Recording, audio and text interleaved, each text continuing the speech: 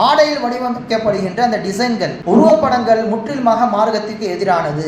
யார் உருவப்படத்தை வைத்திருக்கின்றார்களோ மறுமை நாளிலே அதற்கு உயிர் கொடுக்கப்படும் என்பதாக ஏவப்படும். அப்படி அவர் உயிர் கொடுக்க முடியவில்லை என்றால் அந்த உருவப்படத்தோடு சேர்த்து நரகத்தில் தூக்கி வீசப்படும். எனவே நாம் உருவப்படங்களை நம்முடைய பனியன்களிலோ அல்லது சட்டைகளிலோ வடிவமைக்க கூடாது, வீடுகளிலும் மாட்டிவிடக் கூடாது. ஒரு நாள் ஆயிஷா அம்மா ரலியல்லாஹு தஆலா அன்ஹா வீட்டில் அப்படிதான் ஒரு தலகாணியை வாங்கி வைக்கிறாங்க. ரசூலுல்லாஹ் அதில் உட்கார்ந்து பயான் செய்வாங்க, தேவைப்பட அதை தலையில் வச்சு படுத்துப்பாங்க என்பதாக ஒரு நல்ல எண்ணத்தில் அவங்க தலகாணி வாங்குறாங்க. அந்த தலகாணியில் ஒரு உருவம் பதிக்கப்பட்டிருக்கிறது. பார்த்தவுடன் ஸல்லல்லாஹு அலைஹி வஸல்லம் அவர்களுக்கு முகம் சிவந்து விட்டது. அல்லாஹ்விடமும் ரசூலிடமும் நான் பாவ மன்னிப்பு தேடுகின்றேன், நான் என்ன பாவம் செய்தேன் யா ரசூலல்லாஹ்? ஸல்லல்லாஹு அலைஹி வஸல்லம் அவர்கள் சொன்னார்கள், அந்த உருவப்படம் உள்ள தலகாணியை எரித்து விடுங்கள், அதை வீட்டிலிருந்து அப்புறப்படுத்தி விடுங்கள்.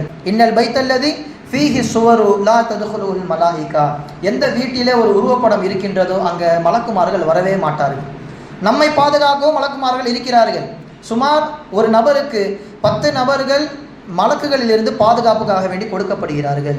ஒரு வீட்டிலே மலக்குமார்கள் நுழைய மாட்டார்கள் என்று இருக்கின்ற பொழுது நாம் நம்முடைய ஆடைகளிலே உருவப்படங்கள் பதிக்கப்பட்ட விஷயத்தை நாம் அணிந்திருந்தால் நம்மிடம் எப்படி மலக்குகள் இருப்பார்கள்? பாதுகாப்பு இருக்காது.